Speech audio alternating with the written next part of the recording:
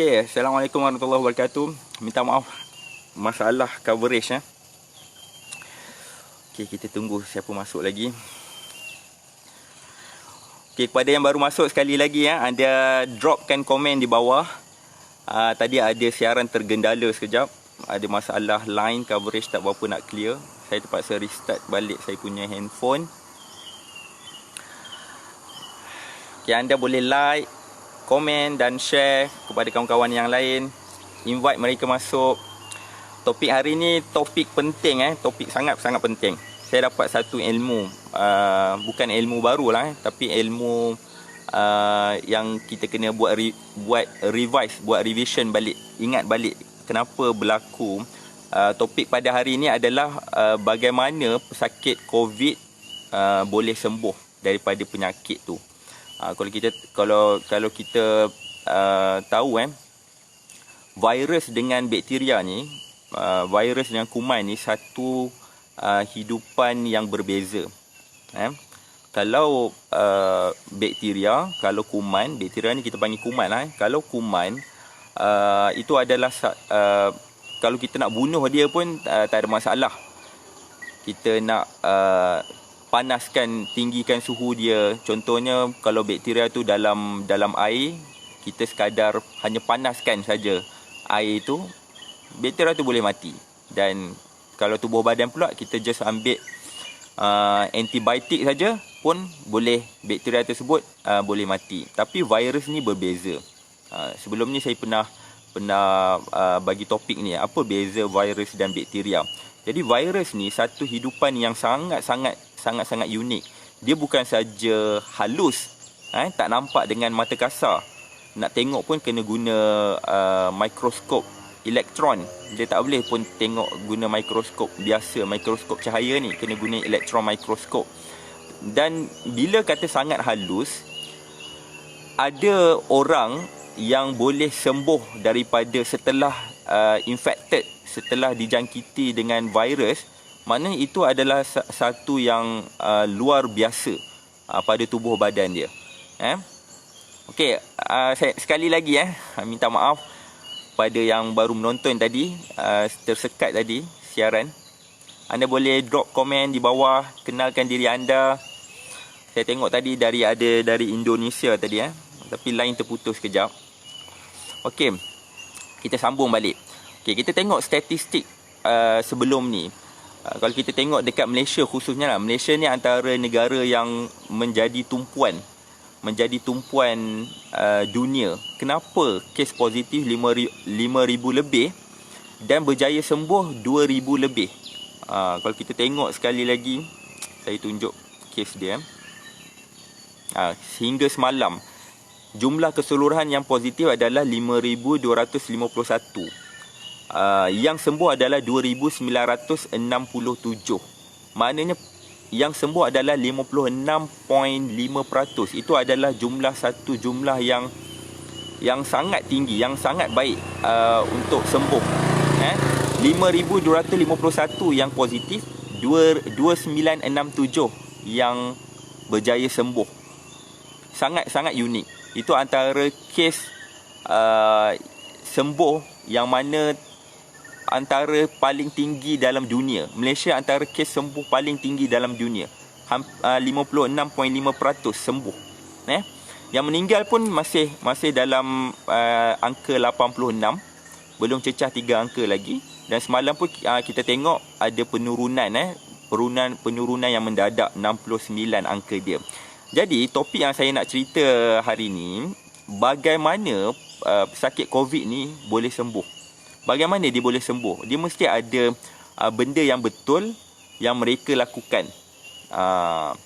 Dan saya cuba kaitkan dengan pemakanan. Saya cuba kaitkan dengan pemakanan dan environment di Malaysia ni. Okey. Halimah Jamal, Nafizah Salim. Okey, waalaikumsalam. Okey. Jom kita belajar. Okey. Kita tengok macam mana graf akan datang ni. Saintis ramalkan, pakar perubatan meramalkan graf semakin lama semakin menurun jumlah kes kematian Bukan kes kematian, kes positif. Makin lama makin turun, makin lama makin turun. Itu yang kita nak. Dan kita nak supaya yang positif, yang dah disahkan dijangkiti virus, kita nak mereka ni sembuh. Sebenarnya boleh sembuh. Boleh sembuh. Infection macam mana pun boleh sembuh. Cuma dia ambil masa. Dan dia pentingnya ketahanan badan. Ketahanan badan dan sistem imun untuk bertahan. Kita tengok dia COVID-19 ni, virus COVID ni, dia sama dengan dengue sebenarnya. Cuma incubation period jenis virus of course lain. Jenis virus lain dan incubation period dia pun lain. Tempoh incubate, tempoh kita kuarantin, tempoh kuarantin tu lain. Beza Kalau dengue, tempoh incubation period dia adalah 7 hari. Kita nak pastikan macam mana dia bertindak balas pada tubuh badan kita, dia ambil masa 7 hari. Sistem pertahanan badan pun nak detect dengue pun dia ambil masa 7 hari. Sebab tu dalam 7 hari tu dia ada fasa-fasa dengue. Dia ada fasa demam, dia ada fasa kritikal, betul, dia ada fasa sembuh. Sama juga dengan COVID. Kenapa anda pernah tertanya kenapa kena 14 hari? Kenapa PKP MCO kena 14 hari? Dan kenapa kena kuarantin selama 14 hari? Itu adalah incubation period di mana tubuh badan ni nak kenal itu adalah virus COVID. Dan tubuh badan, especially kita punya sistem pertahanan badan, nak bina balik antibody, ambil masa 14 hari. Kalau tubuh badan kita berjaya bina ketahanan, iaitu antibody, sistem pertahanan kita dalam tempoh 14 hari itu, maknanya pesakit tu boleh survive. Yang ni yang kita nak belajar. Supaya bila anda dapat apa-apa infection, apa-apa jangkitan, anda tahu apa benda nak buat, apa benda nak kena makan. Pentingnya makan. Nanti saya kaitkan dengan antibody. Apa benda yang kita boleh makan yang supaya antibody tu boleh terhasil dengan banyak dan badan kita jadi kuat. Okey, share, like pada anda boleh like supaya tanda sokongan supaya saya boleh nampak anda, sebab saya tak nampak siapa yang ada dalam ni saya hanya nampak mata saja, ada 9 ketul mata kat situ Okey, kita pergi kepada sistem pertahanan badan kita saya cerita dari mula. Kalau saya cerita dari mula, kalau saya cuba untuk bercakap tak terlalu saintifik, sebab topik ni topik sangat saintifik, sebab dia melibatkan sel-sel tubuh badan.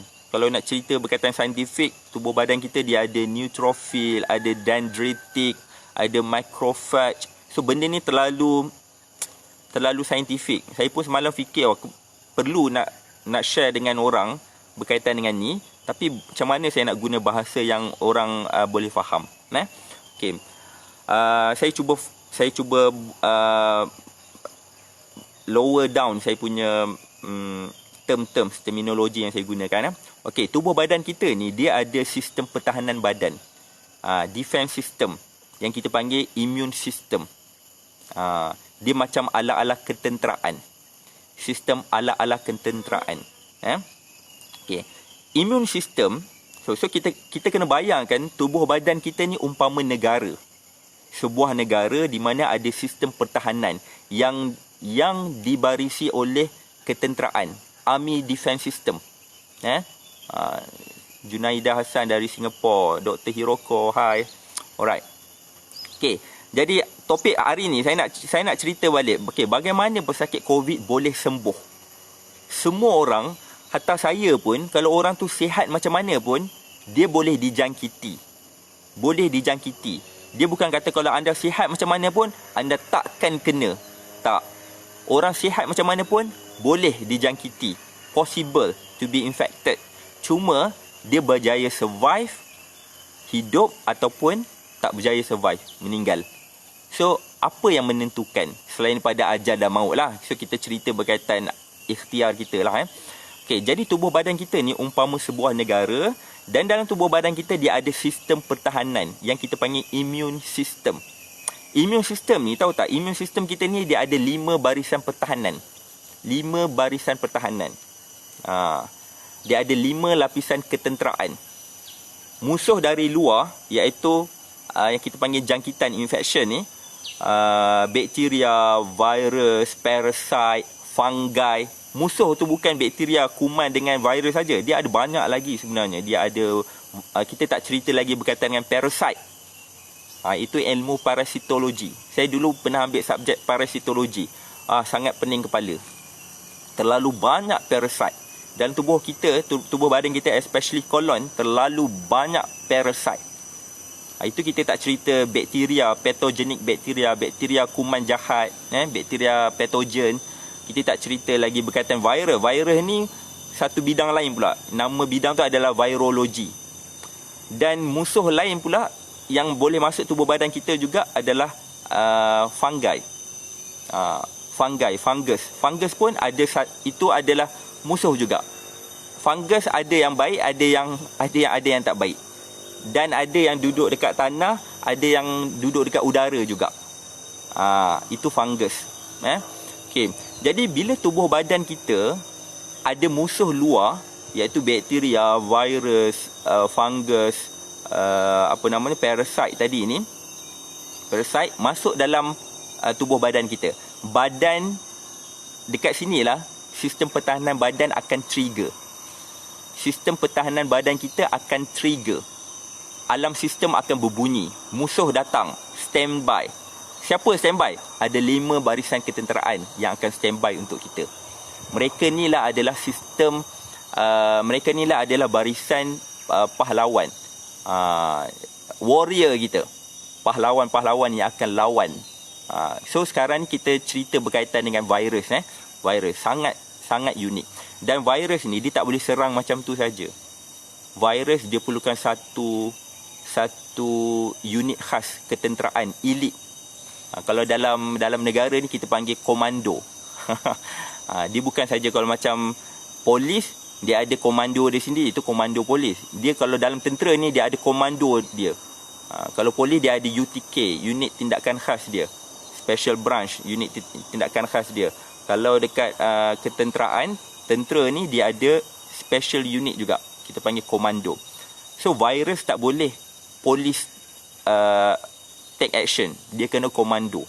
Sebab tu virus sangat, dia melibatkan mati ataupun hidup. 2 choice ni saja. Jadi macam mana sistem pertahanan bertindak. Kalau anda boleh faham benda-benda ni, so anda tahu kalau dijangkiti apa yang harus kita lakukan. Boleh ada cara ni. Jadi saya cerita dari awal dulu, ada 5 sistem pertahanan badan. Okey, sistem pertahanan yang pertama adalah kalau virus start masuk, kuman start masuk, kita cerita virus. Kalau virus start masuk, sistem pertahanan badan yang pertama akan take over, akan bertindak dulu. Apa dia? Sistem pertahanan tubuh badan kita, barisan yang pertama adalah kulit, bulu, ketiga adalah mucus. Kulit, bulu, mucus. Kalau virus nak masuk melalui kulit akan protect dulu. Kulit kita ni ada 3 layer. Dia ada endodermis, dia ada dermis, dia ada epidermis. Itu dia ada dalam tu ada banyak-banyak lagi. Ada nerve lagi, ada fat lagi, ada blood capillary. Semua tu memainkan peranan penting. Kulit akan protect. Lepas tu bulu akan protect. Bulu-bulu halus, bulu-bulu roma, bulu-bulu hidung. Bulu-bulu hidung ni bukan saja-saja. Sebab tu kalau dia tumbuh terkeluar, jangan marah dia. Kalau potong pun trim saja. Tapi jangan potong habis. Sebab itu adalah sistem pertahanan. Sebab itulah kuman apa-apa pun virus, musuh dia akan masuk. Kalau ikut hidung, bulu akan perangkap dulu. Dia akan trap dulu. Filter dulu. Kalau lepas juga, mula-mula kulit. Lepas tu dia lalu kat hidung. Kalau lepas juga, dalam hidung ni, dalam trachea kita ni, sistem pernafasan kita ni, sebelum nak masuk ke paru-paru, bukan senang nak masuk paru-paru. Dia kena lalu trachea. Dekat trachea tu, dalam dia tu, trachea tu, dia ada satu lapisan liquid. Liquid lendir yang kita panggil mucus. Yang kita panggil hingus, lendir-lendir, ini mucus. So mucus ni adalah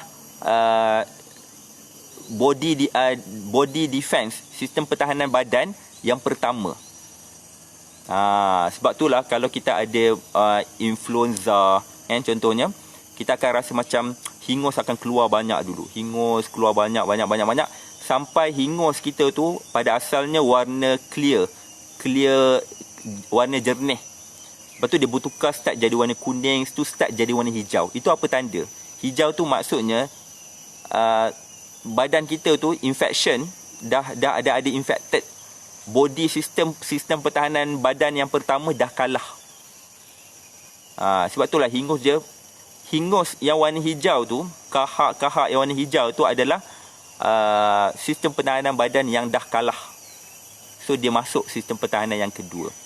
So sistem pertahanan pertama ni, sebab itulah kita kena tahu setiap virus dia ada host dia ada perumah dia. Virus COVID dia tak boleh masuk ikut kulit. Kalau dia attach, dia ada dekat tangan saya ni, dia tak boleh masuk ikut tangan tu. Sebab itu bukan perumah dia.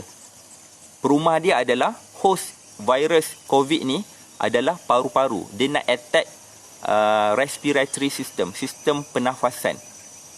So apa-apa dia akan attack mulut, dia akan attack hidung. Sebab itulah kita protect kita punya mulut.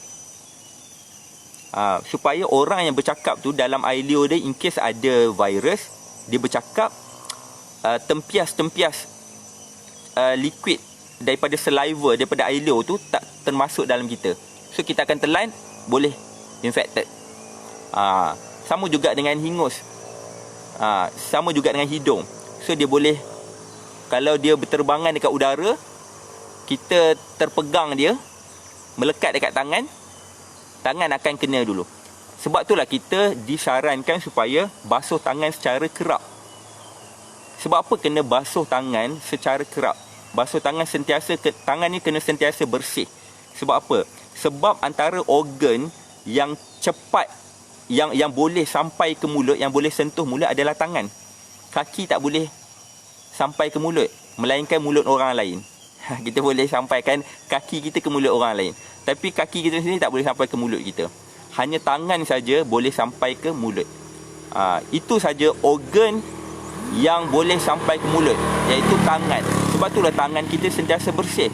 Kalau tangan kita ada infected dengan virus COVID, kita tak akan infected lagi. Kita tak diagnose positif lagi. Sebab dia hanya di tangan. Once kita sentuh mulut, sentuh hidung, kita tersedut dia, termasuk dalam mulut, virus yang melekat kat tangan sampai ke mulut, sampai kat hidung, kita bernafas, sudah akan masuk trachea.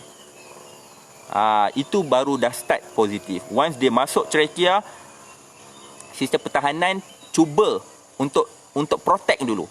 Dia akan trap. Mucus akan keluar banyak.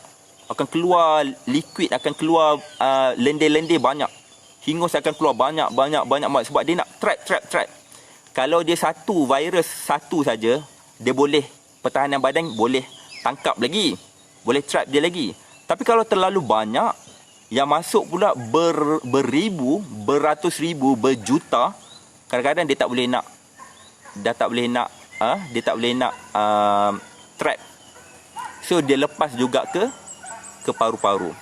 Bila dia lepas ke paru-paru, dekat paru-paru antara organ yang paling banyak blood capillary, yang surrounded alveolus, anggur paru-paru.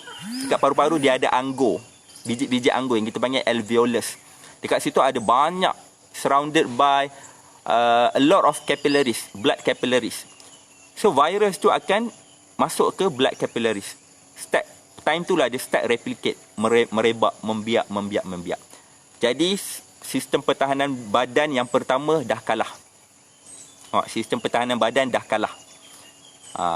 Kulit dah kalah, bulu dah kalah, mucus dah kalah. Tibalah sistem pertahanan badan yang kedua. Apa dia sistem pertahanan badan yang kedua? Sistem pertahanan badan yang kedua ni, ini dah start masuk tentera, barisan yang kedua. Barisan yang kedua ni adalah kita panggil sebagai apa? Kita panggil sebagai dia ada banyak. Antara tentera barisan yang kedua adalah kita panggil macrophage. Macrophage, Lepas tu kita panggil natural killer sel NK. Kalau pesakit kanser, dia akan familiar dengan terms ni, NK, sel NK. NK ni maksud dia natural killer, sel pembunuh semula jadi. Lepas tu dia ada darah putih yang kita panggil neutrophil. Barisan sel pertahanan darah, pertahanan badan yang kedua, tentera yang kedua, macrophage, neutrophil, sel natural killer. Ketiga-tiga tentera ni, dia buat apa? Dia ni ibarat polis. Macrophage, neutrophil dengan sel NK ni, dia ibarat polis. Dia jumpa saja virus, dia akan makan, hapus. Macrophage dia akan keliling, lepas tu dia akan makan, dia akan hapus. Macrophage dia kepung, lepas tu dia kita panggil dia ada disintesis, dia hancur dia makan terus, musnah habis. So dia ibarat polis. Musuh dapat detect saja, terus dia tangkap, hapus, tangkap, hapus. Kalau hanya sikit saja, okey lah. Kalau virus sikit saja, okey saja. Sebab tu yang tak ada simptom. Anda pernah dengar orang positif COVID, tapi dia tak ada simptom salut pernafasan, dia tak sesak pun, tak ada pun hingus, menafas macam biasa, selera makan okey, tak ada simptom. Anda pernah dengar kan?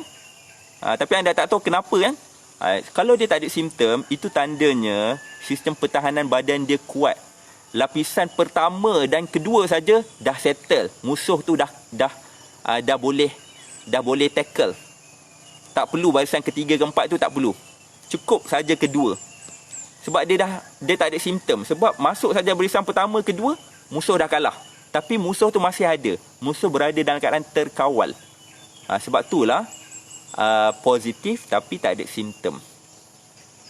Sebab sistem pertahanan badan yang kedua yang kita panggil polis ni, polis macrophage, polis neutrophil, polis natural killer, dia dah hapus, siap, hapus. Jumpa lagi hapus.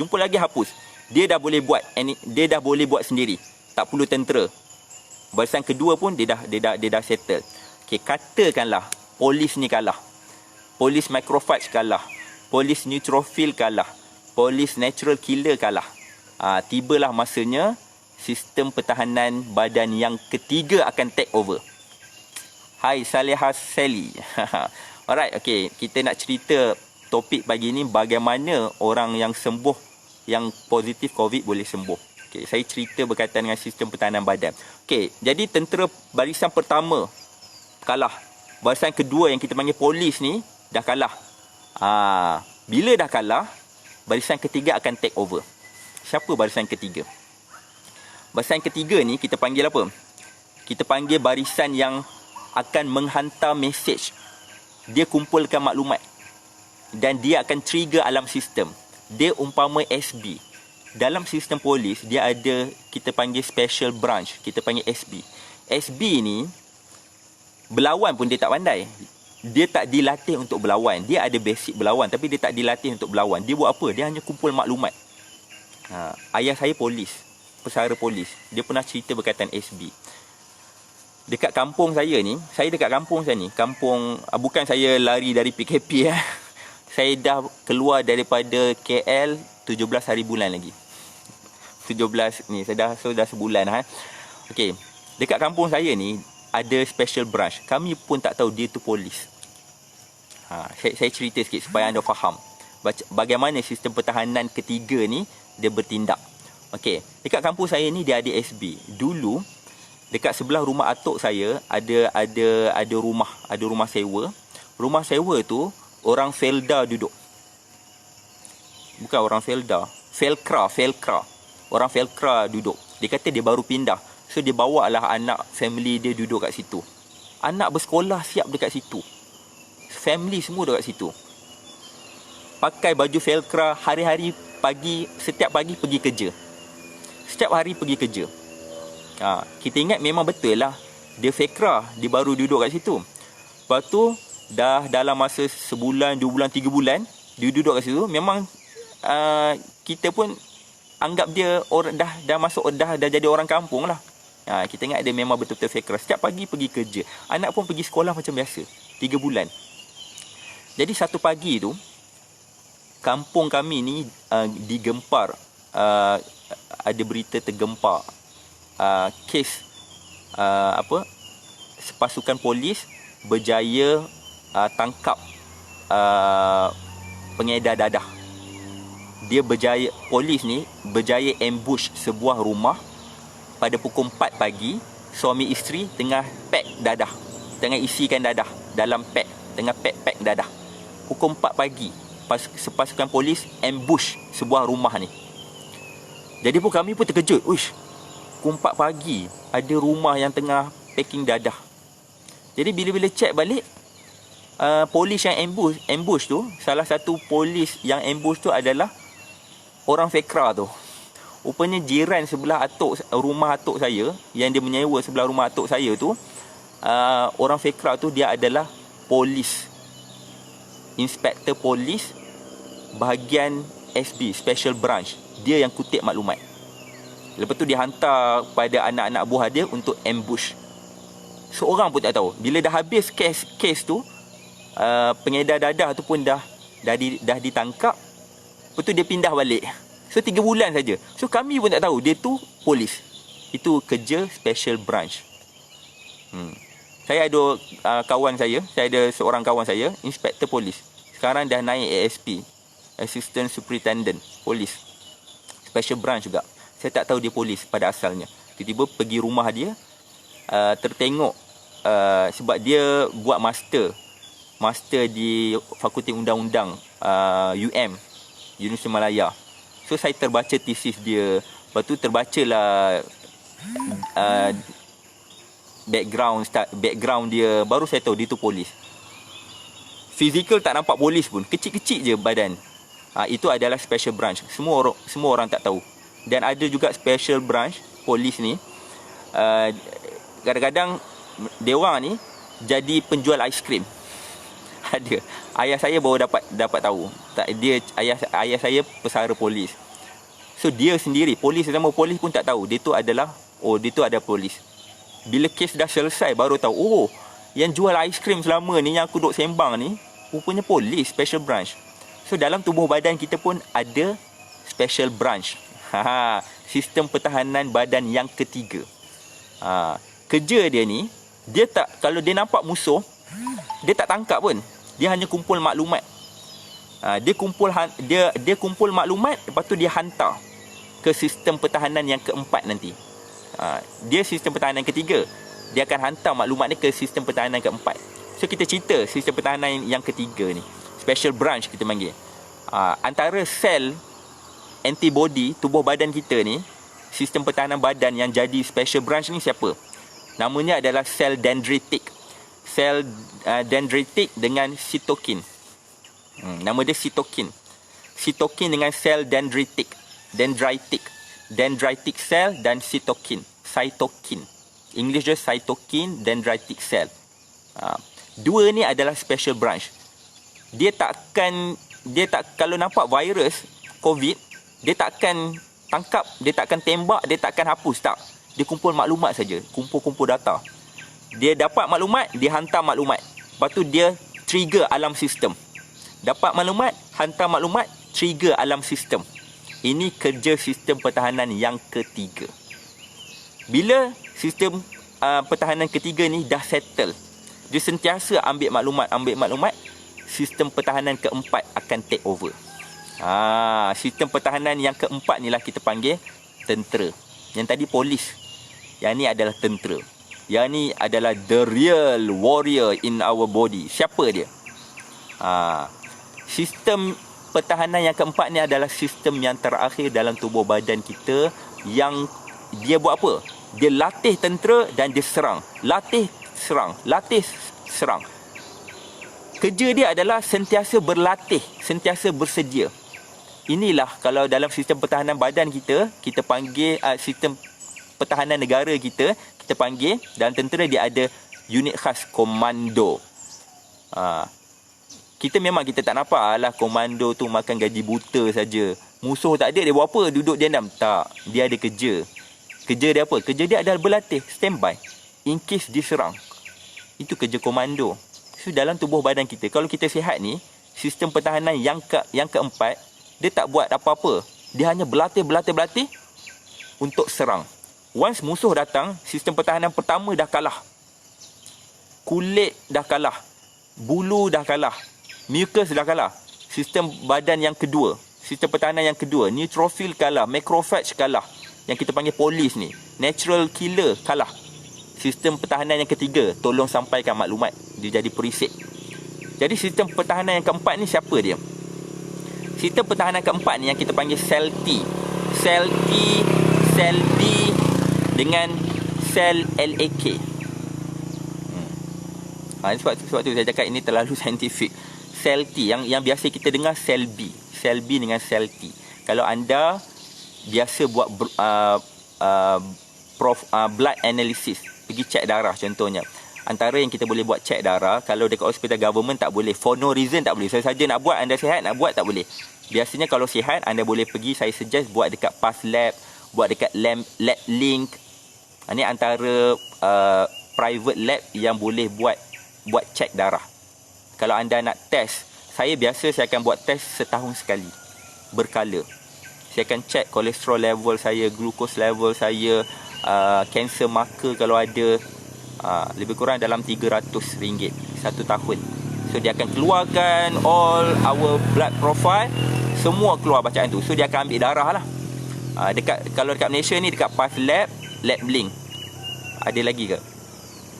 Diagnostic Lab pun ada juga. BP Diagnostic Lab, private lab dia ada buat. Okey. Jadi kalau kita buat blood profile, kalau kita buat blood test, blood analysis, dia akan keluar bacaan sel-sel ni. Neutrophil, leukocyte, apa lagi? Erythrocyte. Erythrocyte ni sel darah merah. So banyak. So benda-benda ni anda akan familiar benda ni. Sebab saya dah biasa buat consultation pesakit kanser. So memang kita dah biasa baca blood profile diorang dengan report daripada doktor tu. So saya familiar lah. So antara barisan sistem pertahanan yang keempat ni adalah sel B dan sel T. Okay, apa yang mereka ni buat? Mereka ni dia akan first tadi dia dapat maklumat daripada sistem komando, sistem pertahanan yang ketiga yang kita panggil special branch ni. So komando ni dia buat apa? Komando ni dia latih dan dia cuba baca gerak-geri musuh. Kalau spesifik untuk virus, kita panggil antigen presenting cells, APC. Antigen presenting cells ni dia buat apa? Dia akan selidik virus ni apa dia punya, macam mana kita nak kalahkan dia, macam mana kita nak tahu kelemahan dia macam mana, cara dia bertindak balas macam mana, cara dia serang tubuh badan kita macam mana. So dia akan cuba baca musuh. Tempoh bacaan ni, lain virus, lain dia punya tempoh mengkaji. Tempoh yang mengkaji macam mana dia bertindak balas, macam mana kita nak bina antibody, inilah kita panggil incubation period. Sebab itulah COVID-19, incubation dia period, jumlah kena kuarantin PKP selama 14 hari. Dia bukan saja-saja guys, ni bukan saja-saja. Dia ada reason. Sebab apa 14 hari? Sebab apa kena kuarantin 14 hari? Kenapa tak boleh bergerak 14 hari? Kenapa kalau yang positif kena masuk ward 14 hari baru dilepaskan? Sebab dalam tempoh 14 hari inilah sel pertahanan badan yang keempat dia cuba kaji virus ni macam mana. Sebab setiap virus antibody dia berbeza. Sebab itulah sampai sekarang tak ada spesifik ubat untuk virus COVID. Sebab kita kena try and error. Kita kena atasi benda ni cepat. Kita kena kaji bagaimana virus ni dia punya tindak balas dia. Macam mana cara dia serang. Sekarang ni kita dah tahu sedikit. Oh, dia serang respiratory system. Dia serang pertahanan badan. Oh, ini dia punya simptom. So kita dah tahu dah simptom macam mana. So sedikit sebanyak kita dah tahu. Cuma kita tak tahu dia punya macam mana kita nak bina antibody tu macam mana. Setiap virus antibody dia berbeza. Dia umpama mangga dan kunci. Virus COVID-19 umpama mangga. Tak semua kunci boleh masuk unlock mangga tu. Virus H1N1, kunci dia tak sama dengan virus COVID. Kunci dia tak sama. Virus denggi, kunci dia nak unlock dia tak sama dengan virus COVID. So setiap virus lain, influenza lain, denggi lain, COVID lain, H1N1 lain. So dia tak sama. So macam mana kita nak tahu, macam mana kita nak bina kunci? Melainkan kita kena faham. Itu siapa yang nak buat? Bukan kita buat. Tubuh badan sendiri yang akan buat. So dia akan, sel sistem pertahanan yang keempat ni, yang kita panggil sel B, sel T ni, dia akan baca serangan musuh macam mana, virus ni macam mana. So barulah dia bina antibody. Slow-slow dia bina antibody. Once dia dah start bina antibody yang boleh musnahkan dia dah bina kunci yang boleh unlock mangga tersebut, baru dia start bina lagi, bina makin banyak. Jadi anda kena tahu. Ni baru saya nak selitkan dengan pemakanan. Jadi kita kena tahu antibody ni adalah apa. Antibody ni dibina daripada apa? Antibody ini dibina dari protein. Antibody dibina dari protein. Sebab itulah bila anda dijangkiti infection apa-apa, virus ataupun bakteria, kan? Antibody dah start drop, anda nak build up balik antibody, nak support tubuh badan, anda nak kena makan apa dalam kuantiti yang lebih sikit. Anda nak kena makan protein. Sebab itulah orang kena infection, kan? Orang kena infection, tengah sakit, demam, dah dapat batuk, apa-apa infection. Make sure pengambilan protein anda cukup. Lebihkan protein. Yang ni yang saya advise pada pesakit kanser. Yang ni yang orang tak tahu sebenarnya. Sebab ramai orang, dia pemahaman layman, orang biasa, dia akan faham, okey, nak naikkan immune system ni, okey, sekadar ambillah, makanlah vitamin C, ambillah suplemen tu, tapi kenapa tak baik-baik lagi?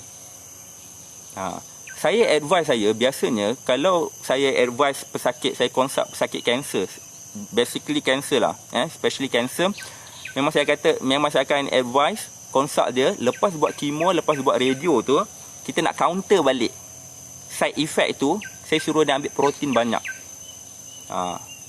Ambil protein banyak, makan ikan, ratah ayam banyak sikit, ataupun cari, kalau tak lalu makan, cari buah ataupun sayur yang ada sumber protein tinggi. Sumber protein yang tinggi. Protein daripada sayur lah.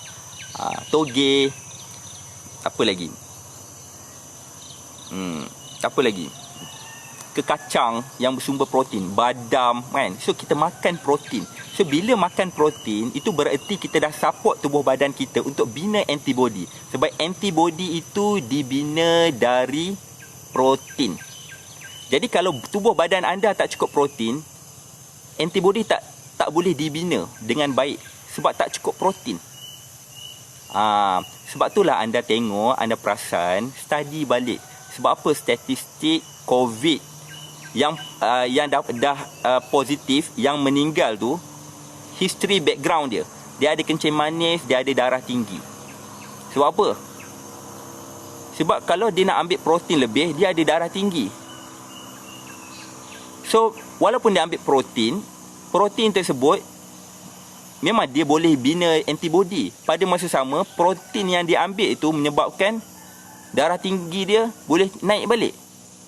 So memang ada pro dia protein antibody dibina. Kontra dia adalah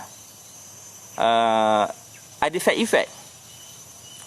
Sebab itulah orang yang ada masalah kencing manis, ada masalah gout yang meninggal COVID, orang yang ada masalah darah tinggi, ada masalah buah pinggang, bila dapat jangkitan, badan tak boleh nak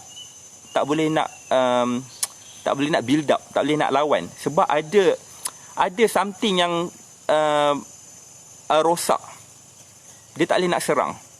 Dia umpama kata sistem pertahanan badan, kita ada pasukan elit komando yang sangat cekap, dia boleh lawan, kita dah train dia, Tiba-tiba senapang dia tak boleh nak guna.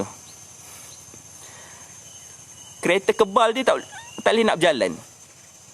Kapal selam tak boleh nak menyelam. Helikopter tak boleh nak terbang. So apa fungsi komando tentera yang hebat? Sebab dia tak ada sokongan. Jadi tubuh badan pun macam tu juga. Walaupun kita ada antibody, kita dah makan yang cukup, tiba ada sistem rosak. Sistem endokrin pula rosak. Hormon insulin tak boleh nak keluar. Kencing manis pula tinggi. Darah tinggi pula tinggi. Blood pressure, tekanan darah pula tinggi. Ada gout pula. Jadi nak ambil protein, ada gout pula. Padahal antibody nak protein. Gout tak nak protein. Jadi nak pilih mana? Tu yang mati tu. Atas sebab lah. Atas sebab kita tak nak cerita ni sebab ajar, sebab Tuhan. Itu kerja Tuhan, kita buatlah kerja kita. Jadi sebab ni lah pentingnya kita faham nutrisi. Jadi bila once kita kena infection, ada jangkitan apa-apa, ambil protein dalam kuantiti yang bukan banyak, lebih sikit. Lebihkan protein. Sebab protein itulah digunakan untuk bina antibody. Antibody. Jadi lepas tu, selain pada tu, okay. So saya dah cerita 4 barisan pertahanan. Anda boleh tengok, dengar balik siapa yang baru masuk ni, anda boleh tengok balik video sebelum ni. Dari awal tadi, sistem pertahanan badan yang pertama, macam mana dia bertindak balas. Sistem pertahanan yang kedua, polis. Sistem pertahanan badan yang ketiga, ni kita panggil SB, Special Branch. Dia tugas dia mengintik, merisik, hantar maklumat. Sistem badan yang keempat ni lah, dia akan kaji, bina balik, serang. Kaji, bina balik, antibody, serang. Bila 4 ni dah kalah, orang tak boleh survive lah. Jadi kena ingat walaupun katakan sistem pertahanan yang keempat ni dia berjaya patahkan serangan musuh, bebas COVID, kena hati-hati sama ada dia betul benar-benar bebas ataupun virus tu masih ada cuma dia tak aktif. Kalau virus masih ada cuma dia tak aktif replikasi, dia tak aktif membiak, jangan, pastikan time ni lah kita kena pastikan makanan kekal sihat. Sebab kita takut virus yang ada yang tak aktif ni dia jadi mutant. Dia bermutasi. Aku serang kat situ, kau tahan macam ni. Kan tadi barisan keempat kan, dia baca serangan musuh macam mana. Aku serang macam ni, kau tahan macam ni. Okay, sekarang ni aku serang ke sini pula. Aku nak tengok kau tahan macam mana. Itu kita panggil bermutasi. Sama juga dengan kanser. Ni sama. Kes kanser sama saja. Sebab dia autoimmune. Penyakit berkaitan dengan imun. Bila dah buat radio, dah buat kemo, kita dah serang dia, doktor akan bebas kanser. Time ni lah orang tak jaga, dah bebas kanser, dia tak jaga pemakanan. Dia tak jaga, dia masih amalkan balik habit lifestyle dia sebelum kanser, sebelum dia dapat kanser tu. Masih makanan tak sihat, masih amalkan fast food, masih buat benda-benda yang boleh menggalakkan sel kanser. Sel kanser masih ada. Sel kanser masih ada, cuma dia tak aktif replicate. Dia tak merebak. So, sama juga. Kau serang macam ni okey. Sekarang ni aku buat macam bentuk aku lain pula. Ni kita panggil bermutasi. Sebab tu lah istilah kampung kata, memanglah sel kanser tu dah tak ada, tapi akar dia masih ada. Dia bukan akar. Akar tu istilah kampung. Nak senang faham. Kan? Pernah dengar kan? Sel kanser tu memang dah tak ada, tapi akar dia ada. So kena jaga-jaga. Dia bukan akar. Sel kanser tu masih ada, cuma dia tak aktif. Dia berada dalam keadaan hibernate, tak aktif. Jadi kita jangan aktifkan dia. So tubuh badan, sistem pertahanan badan apa pun sama. So basic dia ini. So saya nak kena cerita yang ni. Jadi saya sebutkan tadi, bila once kita kena infection, kita kena tahu apa yang kita nak pastikan supaya antibody dapat dibina dengan banyak. Makin banyak antibody terbina, makin cepat musuh dikalahkan. Makin banyak virus dikalahkan. Once antibody dah banyak, dah build up, dah sahkan sembuh daripada COVID, So next time bila kena COVID, tubuh badan dah okey dah sebab antibody dah ada dah. Sebab dia dah tahu dah, dah boleh baca serangan macam mana. So tubuh badan bekerja macam tu. Saya cakap guna bahasa yang agak layman, yang supaya orang senang faham lah. Cerita polis, special branch, tentera. Kalau nak cerita dendritic, dia hantar impuls, mati orang. Semua orang tak faham. Okay. Lepas tu, jadi apa benda yang kita nak jaga? First kali kita nak jaga berkaitan dengan pemakanan. Orang yang boleh sembuh COVID tu ataupun apa-apa infection, pertama dia kena jaga pemakanan. Makanan mesti kena cukup makro, cukup mikro. Sebab itulah bila kita tengah berada dalam keadaan infection, dah tak ada dah istilah aku nak diet lah, nak turun berat badan sikit lah, alang-palang dah boleh turun ni, tengah sakit ni tak lalu makan ni, aku nak turun. Tak perlu berdiet. Anda kena cukupkan makro, cukupkan mikro. Cukupkan protein, karbohidrat, lemak, cukupkan vitamin dan mineral. Lebihkan protein, sebab protein itulah untuk membina kita punya antibody. Makan makanan yang sihat. Yang kedua adalah jaga jadual tidur. Selalu saya advise untuk pesakit kanser, biasakan tidur paling lewat pukul 11. Pukul 11 tu dah tidur, dah deep sleep. Bila kata pukul 11 dah kena masuk tidur, maksudnya pukul 11 dah kena tidur, deep sleep. Maksudnya pukul 10, pukul 10.30 dah kena masuk tidur. Itu untuk orang yang sakit. Kalau untuk orang yang sihat, jangan amalkan tidur lewat. Saya pun dah start, saya jaga betul-betul. Sebab saya dah umur 33 ni, dah umur 30-an ni, sistem antibody kita makin lama makin drop. So kita dah kena start jaga. Saya pun dah kena start sebab saya biasa tidur lewat. Tapi paling lewat pun tidur pukul 12, pukul 1 pun dah lembik dah. Saya cuba untuk tidur dalam pukul 11, dalam pukul 11 malam macam tu. So kalau kita masih sihat, tak ada infection apa, biasakan, maknanya dalam 1 minggu tu kita buat jadual. At least adalah 2-3 hari yang kita tidur awal. 2-3 hari yang kita tidur pukul 11 malam. Tak terlalu lambat. Hari lain kita nak lambat, okey lah, kita nak buat kerja apa kan. Tapi bagi masa sikit, dalam 2 kali seminggu, 2 hari seminggu ataupun 3 hari seminggu, kita tidur awal. Dan pukul 11, pukul 10.30 kita tidur. Senang saja. Padatkan jadual siang hari. Biasanya malam akan flat. Sebab apa? Sebab dalam pukul 10 malam lah, badan akan push untuk keluar antibody. Antibody terhasil pada waktu malam. Antibody aktif untuk dihasilkan pada waktu malam. Pukul 10, 10.30. Sebab itulah biasa bila orang yang ada infection, pukul 10.30, pukul 11, pukul 12 dia tak tidur lagi, badan tak boleh hasilkan antibody. Anda akan senang dapat infection. Macam mana? Saya pukul 11 malam saya tak boleh nak tidur lagi, masih segar lagi. Walaupun ada masih segar lagi, tak boleh nak tidur, tak mengantuk, just duduk atas katil, baring atas katil, tutup lampu, tolak handphone semua ke tepi, pejam mata saja, rehat saja, biar terkebil-kebil pun tak apa. Sebab once kita tutup lampu, kulit dapat detect. Sebab kulit ni, dekat kulit dia ada satu pigment, kita panggil pigment melanin ataupun pigment melatonin. Melanin atau melatonin, saya tak ingat lah. Boleh check sendiri, melanin atau melatonin. Dia akan trigger cahaya. Jadi bila kita berada dalam keadaan buka lampu, pigment tu trigger cahaya, sel badan, otak akan dapat isyarat yang kita ni masih aktif bekerja.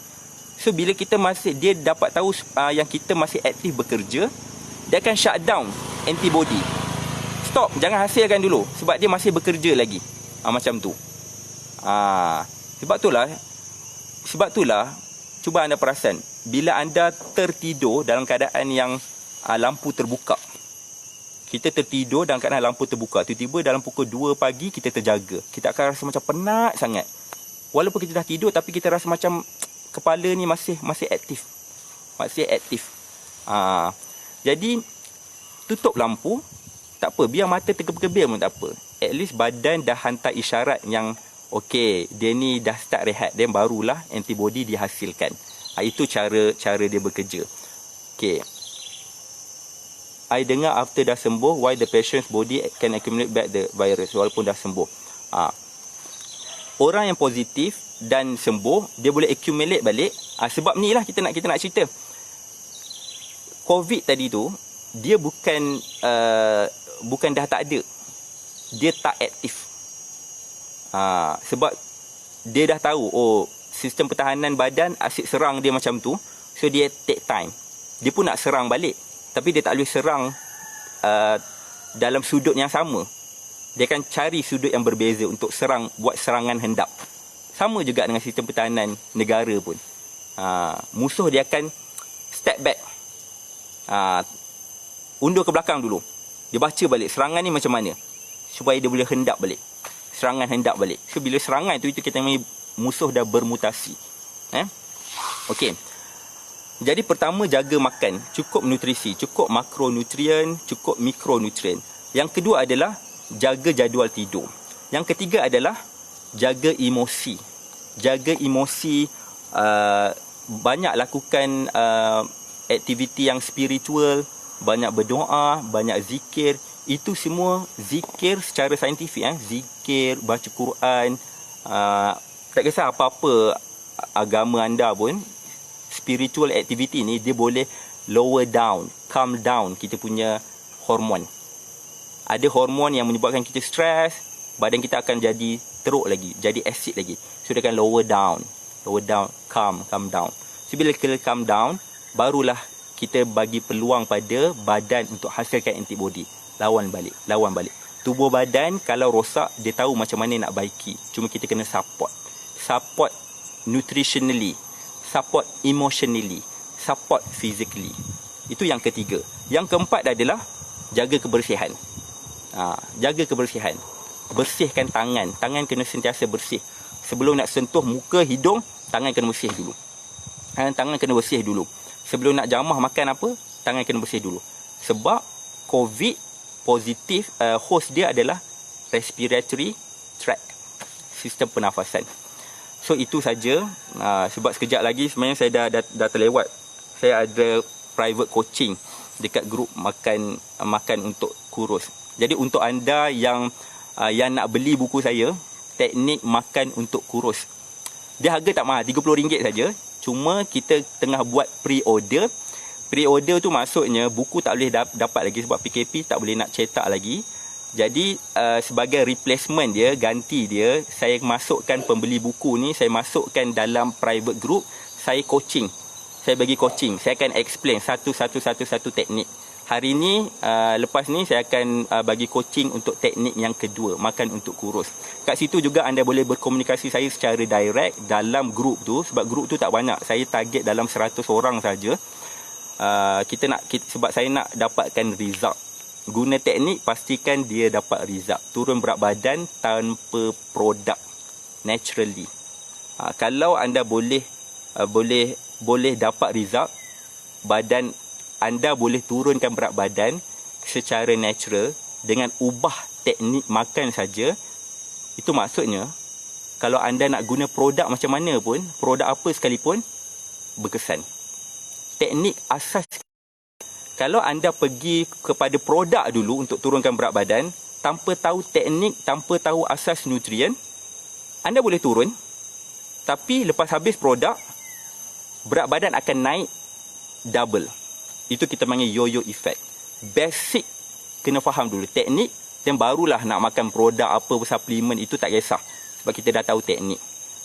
So kita masih dibuka lagi. Anda boleh contact tim saya. Tengok post-post yang sebelum ni, anda boleh hubungi tim saya. Okey, itu saja daripada saya. Sekian, terima kasih, harap dapat manfaat. Share pada kawan-kawan yang lain, sebab esok saya akan live lagi dengan topik yang menarik. Okey, bye bye. Itu saja, jumpa lagi.